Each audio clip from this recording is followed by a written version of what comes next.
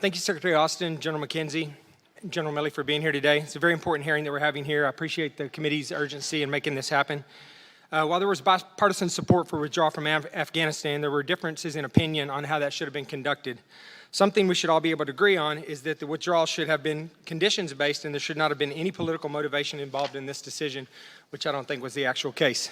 But, General Milley, I'd like to ask you, how often were you in contact with your Chinese counterpart discussing our evacuation efforts in Afghanistan? Zero. Okay. And I agree with you, conditions-based. General Milley, on August 18th, you were quoted as saying, the time frame of a rapid collapse was widely estimated and ranged from weeks to months, and even years following our departure. There was nothing that I or anyone else saw that indicated a collapse of this Army and this government in 11 days. Between the 18th and the 21st of June, in just 4 days, 21 districts in 9 provinces fell to the Taliban, and the Afghan security forces quickly surrendered and abandoned their post. This was an obvious beginning to the end of the Afghan army and to the Taliban takeover.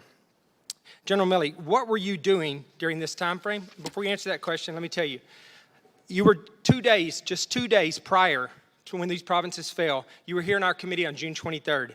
You sat before this committee and you listed some of your concerns that we talked in depth about. One was defending critical race theory in the military, telling us you want to understand white rage, telling us how offended you were to be labeled as woke, and worrying about what caused American civilians to enter the Capitol on January 6th.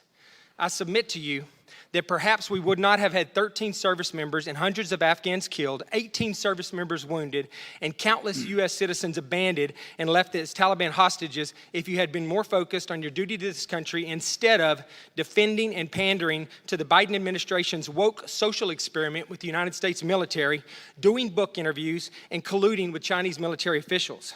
Yesterday, Senator Cotton asked you why you haven't resigned, and you said you were not going to resign just because the president didn't take your advice.